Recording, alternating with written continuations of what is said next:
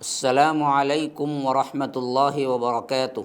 ان الحمد للہ نحمده ونستعینه ونستغفره ونؤمن به ونتوکل علیہ ونعوذ باللہ من شرور انفسنا ومن سیئات اعمالنا من يهده اللہ فلا مضل له ومن يضلل فلا هادی له واشهد ان لا الہ الا اللہ الموصوف بصفات الكمال والجمال والجلال المنزه عن العيوب والنقائص والمثال حي لا يموت قيوم لا ينام ولا ينبغي له أن ينام يخفض القسط ويرفعه يرفع إليه عمل الليل قبل عمل النهار وعمل النهار قبل عمل الليل حجابه النور لو كشفه لأحرق الصبحات وجهه ما انتهى إليه بصره من خلقه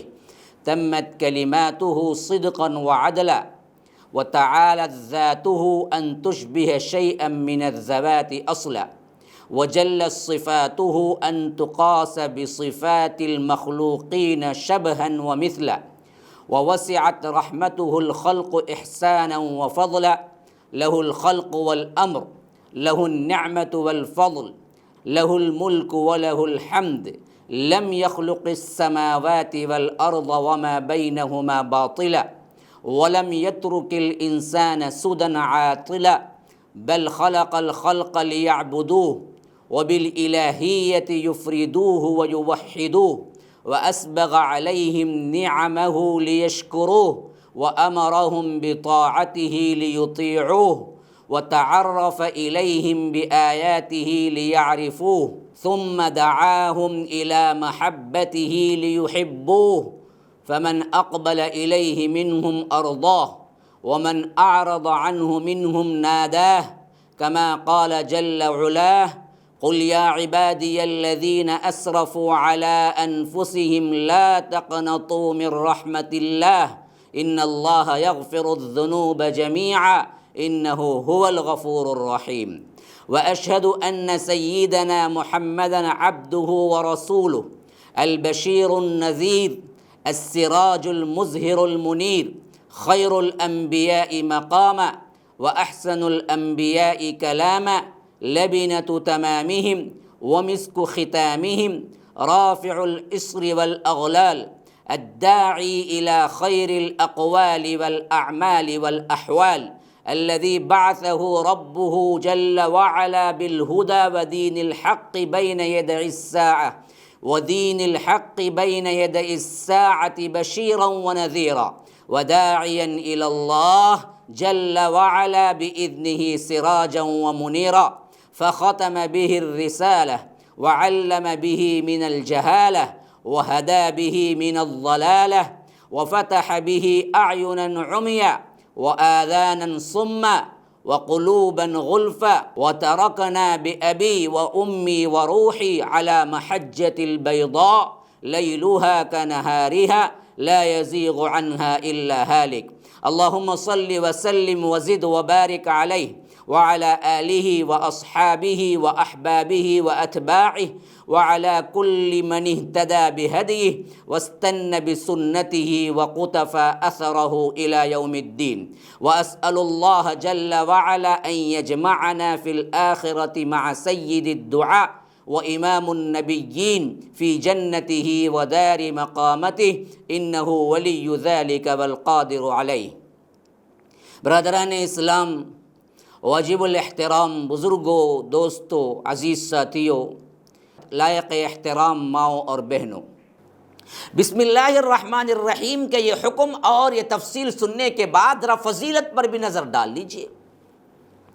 بسم اللہ الرحمن الرحیم کی فضیلت کے اعتبار سے معلوم ہوتا ہے کہ یہ ایک ایسی آیت ہے جس کو رب العالمین نے بہت ہی اعزاز کے ساتھ اتارا، حتیٰ کہ پچھلے انبیاء میں بھی حضرت سلیمان پر یہ آیت اتری۔ اسی واسطے مفسرین کہتے ہیں کہ بسم اللہ الرحمن الرحیم پچھلے انبیاء میں حضرت سلیمان اور اللہ کے رسول صلی اللہ علیہ وسلم پر اتری اور کسی اور پہ نہیں اتری۔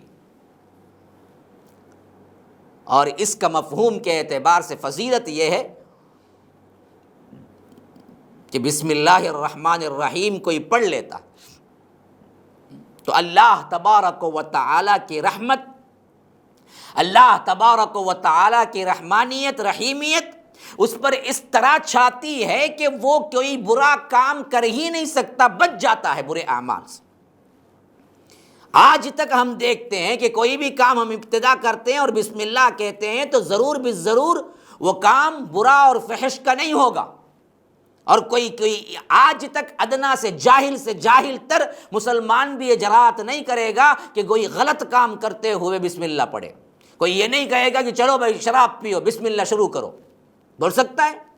یہ جرات کسی کی ہو سکتی ہے؟ کوئی کہہ سکتا ہے کہ چلو بھائی چوری کریں گے، بسم اللہ کر کے شروع کرو، بول سکتا ہے؟ برائی کے لیے کبھی نہیں استعمال ہو سکتا، اللہ کی رحمت شامل حال ہوتی ہے۔ اسی واسطے جو لوگ عمومی طور پر مجھ سے پوچھتے ہیں کہ سگریٹ کے بارے میں کہ جائز ہے یا مکروہ ہے، میں صرف ایک بات ہی ان سے کہتا ہوں، بڑی عام فہم بات ہے، میں کہتا ہوں کہ اگر تم خالص حلال سمجھتے ہو تو بسم اللہ کہہ کے پینا شروع کر دو، دیکھتے ہیں تمہارا دل گوارا کرتا ہے یا نہیں۔ بسم اللہ، چلو بھائی سگریٹ پئیں گے، پی کے بتا دو، اگر تمہارا دل اس میں مطمئن ہے تو پیتے جاؤ۔ اتنا ہی مردہ ہو گیا کہ اندر ضمیر کی آواز بھی نہیں نکل رہی ہے، پھر تو سمجھو ایمان ہی نہیں۔ تو یہ بسم اللہ الرحمن الرحیم کی اسی واسطے سب متفق علیہ کہتے ہیں کہ سورہ توبہ میں بسم اللہ الرحمن الرحیم لکھی نہیں گئی، لیکن اللہ نے اس کے بدل میں سورہ نمل میں 2 مرتبہ، یعنی سورت کے شروع میں 1 مرتبہ بسم اللہ الرحمن الرحیم، اور سورت کے درمیان میں 1 مرتبہ کہ حضرت سلیمان نے ملکہ سبا کو خط لکھا تو یوں شروع کیا کہ انہ من سلیمان و انہ بسم اللہ الرحمن الرحیم، یہ سلیمان کی طرف سے، اور میں شروع کر رہا ہوں اللہ کے نام سے جو رحمان اور رحیم ہے۔ اسی طرح حضرت نوح کے سلسلے میں بھی ہم دیکھتے ہیں کہ بسم اللہ کا خالی کلمہ اتنا پرانا ہے، ہر نبی کو عطا کیا گیا، شاید کہ اس واسطے ہی حضرت نوح وہ طوفان کے درمیان اپنے کشتی کو لے کر چلتے ہیں جہاں کوئی سہارا نہیں ہوتا ہے، وَفَجَّرْنَا الْأَرْضَ عُيُونًا فَالْتَقَى الْمَاءُ عَلَىٰ أَمْرٍ قَدْ قُدِرَ وَحَمَلْنَاهُ عَلَىٰ ذَاتِ أَلْوَاحٍ وَدُسُرٍ تَجْرِي بِأَعْيُنِنَا جَزَاءً لِمَنْ كَانَ كُفِرَ۔ اللہ تبارک و تعالیٰ سورہ قمر میں کہتا ہے کہ اوپر سے پانی، نیچے سے پانی، ہر جگہ پانی ہی پانی ابل رہا ہے، اور اوپر کا نیچے کا پانی مل گیا ہے، اور یہ کشتی پانی میں تنکے کی طرح کیا ہے الگ الگ کپاتے ہوئے تیرنا شروع کرتی ہے۔ لیکن حضرت نوح جو کہتے ہیں اس وقت یہی کہتے ہیں کہ بسم اللہ مجریہا و مرساہا ان ربی لغفور الرحیم، کہ اللہ تبارک و تعالیٰ کے نام سے اس کا چلنا اور اس کا ٹھہرنا، بے شک میرا رب بہت ہی غفور ہے اور رحیم ہے۔ یہ بسم اللہ ہے جس کو کبھی نہ بھولنا۔ گویا کہ بسم اللہ قرآن کے سب سے ابتدائی صورت میں اس کا جز بنا کر رب العالمین نے ہمیں اعلان کیا اور بتایا ہے کہ تمہارا ہر کام اللہ کے لیے ہو اور اللہ کے نام سے ہو۔ زندگی کے کسی پہلو میں تم اللہ کے نام کو نہ بھولو، اللہ کے نام سے ابتدا کرو، بیٹھتے ہو، اٹھتے ہو، چلتے ہو، سوتے ہو، ہر معاملے میں اللہ کا نام لے لیا کرو، کھانے میں، پینے میں۔ آج جتنے وبائیں، صحیح کی پرابلمز، دیوانگی، کیوں؟ بسم اللہ کا اہتمام نہیں۔ کھاؤ بسم اللہ، شیطان شریک نہیں ہوتا، لیکن بسم اللہ پڑھتے ہی نہیں۔ جتنا تم کھاتے ہو اس سے زیادہ تمہارا شیطان کھاتا ہے، تو کہاں سے قوت ملے گی؟ کہاں سے وہ غذا کیا ہے اچھا کام کرے گی؟ تو بسم اللہ الرحمن الرحیم پڑھ لیا کرو۔ بسم اللہ الرحمن الرحیم سے سورہ فاتحہ کی ابتدا ہے، اور آیت نمبر 1 ہے بسم اللہ الرحمن الرحیم، اللہ کے نام کے ساتھ جو رحمان اور رحیم ہے۔ تو رب العالمین نے یہ 2 باتیں، اعوذ باللہ اور بسم اللہ، جس کو عربی زبان میں التعوذ البسملہ کہتے ہیں، تعوذ بسملہ۔ تعوذ کا معنی ہے اعوذ باللہ من الشیطان الرجیم کا پڑھنا، اور بسملہ کا معنی ہے بسم اللہ الرحمن الرحیم کا پڑھنا۔ ان دو کے ساتھ تلاوت کرنا ہے، اور ایک میں حکم ہے، ایک سورت کے ساتھ ضروری ہے۔ عام قرات میں بسم اللہ الرحمن الرحیم سے شروع کرو یا اعوذ باللہ، لیکن اعوذ باللہ شرط ہے۔ لیکن سورت کی بھی ابتدا کر رہے ہو قرات میں تو وہاں اعوذ باللہ بسم اللہ دونوں کا پڑھنا ہے، اور اس کی بہترین صورت اعوذ باللہ السمیع العلیم من الشیطان الرجیم بھی ہے، اور اعوذ باللہ من الشیطان الرجیم بھی ہے، مختصر بھی ہے۔ جن کو پڑھنا آتا ہے یا اگر سیکھنے والے طالب علم ہیں وہ یہ تعوذ سیکھیں، جس سے شیطان دور بھاگتا ہے۔ اب آئیے قرآن مجید کو شروع کیسے کریں، اس سلسلے میں نے دو باتیں آپ کے سامنے رکھے کہ اعوذ باللہ اور بسم اللہ، تعوذ اور تسمیہ۔ تعوذ اور تسمیہ کے بعد جب ہم کلام اللہ کی ابتدا کرتے ہیں تو ایک قاری کو اپنے ذہن کے اندر کیا ہونا چاہیے، کس طرح کی کتاب پڑھنے جا رہا ہے، کیا پڑھنے جا رہا ہے، انداز بیان کیا ہے، تاکہ آپ کو سمجھنے میں آسانی ہو۔ آپ کتاب کے بارے میں جانتے ہی نہیں ہیں اور کتاب پڑھنا شروع کر دیں تو آپ کے وہ کتاب کی اصطلاحات یا کتاب کی ٹرمینالوجی جو ہوتی ہے اس کو جانتے ہی نہیں ہیں تو پھر سمجھ نہیں سکتے۔ کوئی میتھس کی کتاب پڑھ رہا ہو اور میتھس کی اس کے ٹرمینالوجی نہیں معلوم ہو، میتھس میں کیا ہے، 2 کے اوپر 2 لکھا جائے تو اسکوائر کہتے ہیں، 3 لکھا جائے تو کیوب کہتے ہیں، اس طرح کی ٹرمینالوجی نہ معلوم ہو، فزکس کی ٹرمینالوجی نہ معلوم ہو، پھر پڑھے تو اس کو نہیں سمجھ آئے گا۔ اصطلاحات کا جاننا ضروری ہے۔ یہ اللہ کی کتاب، اس کی بھی ایک ٹرمینالوجی ہے، اس ٹرمینالوجی کو آپ جانیں تبھی آپ اس کا صحیح حق اور صحیح فائدہ اٹھا سکتے ہیں۔ سب سے پہلی چیز جو جاننا چاہیے وہ کیا، اس اللہ کے کتاب کو ہم جو شروع کر رہے ہیں، پڑھ رہے ہیں، یہ کس نوعیت کی کتاب ہے؟ سائنس کی کتاب ہے، فزکس کی کتاب ہے، پرانے خبروں کی کتاب ہے، قصے کہانیوں کی کتاب ہے، یا جھاڑ پھونک منتر جنتر کی کتاب ہے، یا تبرک حاصل کرنے کے لیے پڑھ لیا اور غلافوں میں لپیٹ کے تابدانوں میں رکھ دیا، اس کے لیے کتاب کا موضوع کیا ہے؟ ہاں، ہر کتاب کا ایک عنوان ہوتا ہے نا جی، وہ عنوان کیا ہے؟ کتاب کا موضوع کیا ہے؟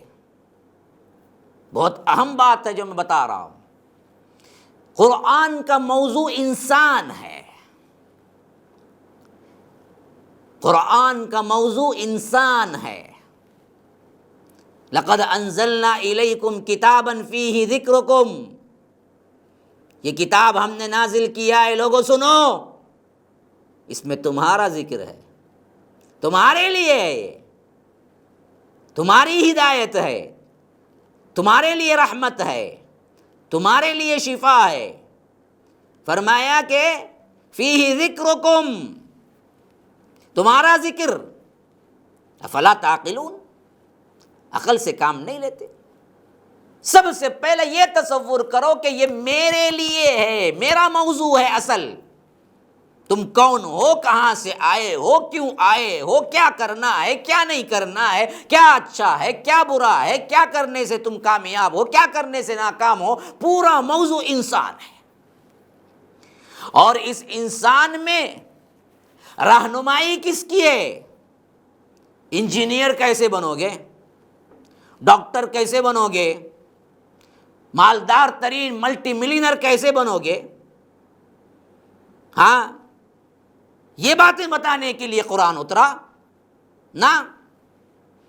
قرآن جو بحث کرتا ہے وہ سب سے اہم ترین مضمون جو ہے، موضوع وہ ہے، مضمون جو ہے وہ ہدایت ہے۔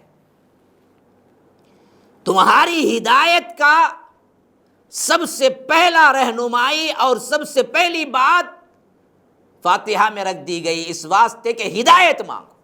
اہدنا، آ گئی بات. اللہ پیسہ دے، مال دے، کار دے، بنگلہ دے، مجھے آج ماروتی ہے، مجھے بینز چاہیے، مجھے فلاں کھیتی چاہیے. نہ نہ نہ نہ، یہ نہیں سکھایا. سکھایا تو کیا سکھایا؟ ہدایت. موضوع جو ہے انسان، مضمون ہدایت، کیسے کیسے ہدایت پر قائم رہا وہ تمام چیزیں بیان کر دی محمد الرسول اللہ صلی اللہ علیہ وسلم نے. کوئی ایسا کام نہیں ہے جو ہدایت اور تمہاری کامیابی کا ہو اور رسول نے نہ بتلایا ہو، اور کوئی ایسا کام نہیں ہے جو ہدایت میں خلل واقع کرتا ہو اللہ کے رسول نے نہ بتلا دیا ہو کہ اس سے رک جاؤ. پھر طریقہ کار کیا ہے ذرا یہ بھی سمجھ لیجئے. کتاب بمعنی مکتوب کے ہے، کتاب بمعنی ہمارے ذہن کی کتاب نہیں ہے. یہ بات اچھی، جب تک قاری کو یہ معلوم نہیں ہوگا اسے قرآن کی آیتوں میں تطبیق دینا اور سمجھنا بہت مشکل ہو جائے گا. یاد رکھیے، انداز کتاب کتاب والا نہیں ہے. ذالک الکتاب اشارہ ہے بمعنی مکتوب، یعنی یہ لکھی ہوئی چیز تمہارے پاس آئی ہے. یہ کتاب اس معنی میں کتاب نہیں جس میں ایک ہیڈنگ ہوتی، پھر اس کے اندر سب ہیڈنگ ہوتی، پھر ایک موضوع چنا جاتا، پھر اس پر تحقیقی بحث ہوتی، پھر موضوع ختم ہوتا، پھر اس کے بعد دوسرا مضمون شروع ہوتا. ایسا کوئی طریقہ قرآن کے اندر نہیں پائیں گے آپ. مضمون کبھی جہنم کا ہو رہا ہے اچانک جنت کا ہوگا، کبھی احکامات کا ہو رہا ہے اچانک تقوی کا ہوگا. مضامین بدلتے ہیں، ایک ہیڈنگ اس کی سب ہیڈنگ، اس کی سب ہیڈنگ، پھر ایک مضمون اس کا خلاصہ، پھر اس کا اختتام، پھر شروع. ایسی کوئی ترتیب نہیں ہے، چیپٹر کوئی نہیں ہے اس کے اندر کے ایک ایک مضمون کا الگ الگ ہو جائے. تو قرآن بمعنی مکتوب کے کتاب ہے، لیکن ترتیب اور اس کی صحیح طور پر سمجھ کے اعتبار سے ہم اس کو تقریر کے معنی میں لیں گے تو زیادہ صحیح ہے. قرآن کی ہر صورت ایک بہترین تقریر ہے. تقریر میں ہوتا کیا ہے جی؟ تقریر میں بہت سی باتیں مضمون کے متعلق ہی ہوتی ہیں، لیکن کبھی کبھی کوئی اور چیز بھی شامل ہوتی ہے، پھر اس کے بعد مضمون کنٹینیو ہو جاتا ہے. تو ہر سورے کا ایک مضمون ہے، لیکن اس میں کئی باتیں وقت کے اعتبار سے نازل ہو گئی، احکامات نازل ہو گئے، لیکن پھر بھی وہ مضمون سے ہٹا نہیں. تقریری انداز ہے، کتابی انداز نہیں ہے. اور اسی طرح اس کے اندر کوئی ردھم اور ایسا نہیں ہے کہ ایک مساوی حیثیت سے تقسیم کر دیا گیا ہے. نہ آیت کے لیے یہ کوئی کوانٹٹی ہے، نہ سورت کے لیے کہ 10 آیتوں کی ایک سورت ہی ہوگی، اس سے بڑھ کر نہیں ہوگی. ایک آیت کا مطلب 2 لائن ہی ہوگا، اس سے کم یا زیادہ نہیں ہوگا. نہ، سورتوں میں اتنی چھوٹی سورت بھی ہے کہ 3 آیتوں پر مشتمل ہے. آیتوں میں اتنی چھوٹی آیت ہے کہ ایک حرف پر بھی مشتمل ہے، قاف، طا. تو اس کا بھی کوئی پیمانہ نہیں ہے کہ یہ اتنا ہی ہو. رب العالمین نے جہاں بات کو ختم کیا یا جہاں آیت کے نوانے میں اترا وہ آیت ہے، جہاں سورت کا اینڈنگ اترا وہ سورت کی اینڈنگ ہے.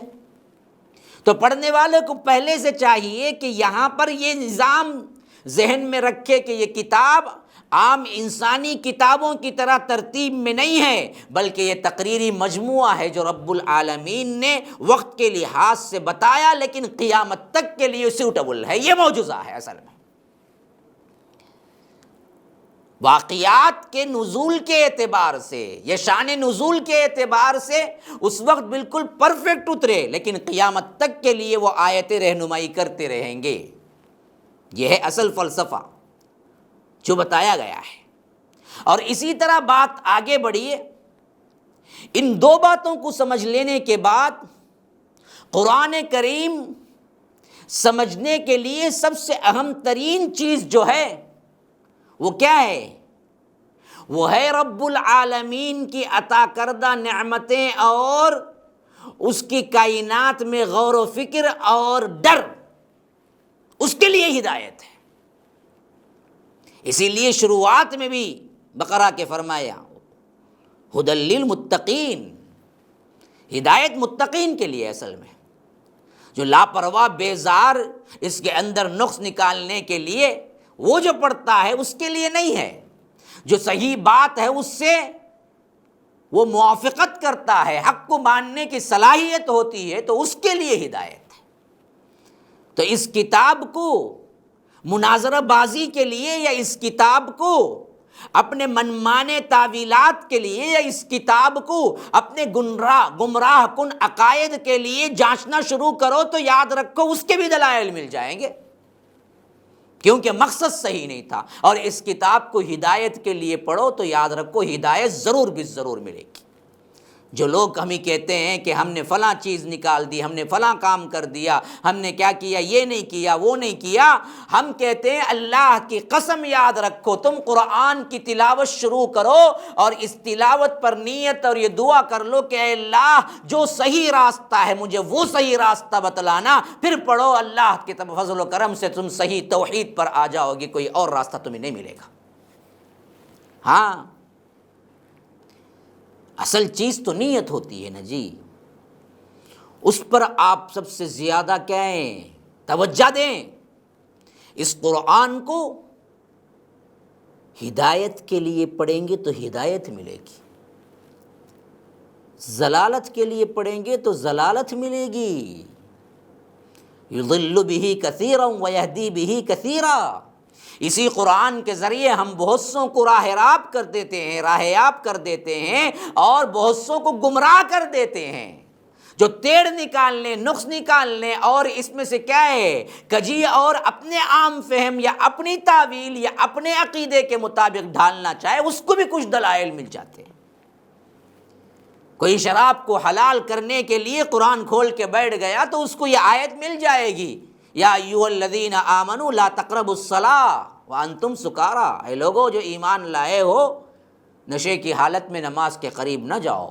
مل گئی آیت، بول دیا بدبخت، قرآن میں ہے نا بھائی، نشہ بھی کر سکتے ہیں، ابھی نشے میں نماز کی چھٹی بھی ہے، آج میں تو لے لیتا ہوں فجر بعد ہی پھر عشاء تک پڑا رہتا ہوں، پوری چھٹی ہو گئی ہے نا۔ اس کے لیے گمراہ کن فرق، گمراہ کن ضلالت، اور اسی طرح کیا ہے ذلتوں کی اتاہ گہرائیوں میں گرنے والے فرق، وہ بھی قرآن کو اپنے منمانے تعویلات میں سمجھنے کی وجہ سے ہی گمراہ ہوئے۔ تو اس واسطے طے یہ ہو جانا چاہیے پڑھنے سے پہلے قرآن و سنت کو ہم سمجھیں گے رب العالمین کے سمجھائے ہوئے طریقے پر، جو کہ اپنے حبیب کو سمجھایا اور اللہ کے رسول نے صحابہ کو سمجھایا۔ قرآن کو منہج سلف کے اعتبار سے جیسے صحابہ نے سمجھا ویسے سمجھیں گے تو ہدایت ہوگی، ورنہ تو اپنے طریقے پہ سمجھیں گے تو ضلالت ہوگی۔ اسی لیے اپنے آپ سے سمجھنے کے لیے اللہ کے رسول صلی اللہ علیہ وسلم نے بڑی دردناک وعید سنائی، کہا کہ من فسر بالرائے، اپنے رائے سے اپنے ذہن سے کوئی تفسیر کرتا ہے، کوئی تعویل کرتا ہے، کوئی معنی پہناتا ہے قرآن کا، وہ اپنا ٹھکانہ جہنم میں بنا لے۔ آج تفسیر بالرائے بہت زیادہ ہو گئے ہیں، جو کہ عوام کے اندر مقبولیت بھی اختیار کر چکے ہیں، جو چاہے جیسے چاہے تعویلات کرو جی۔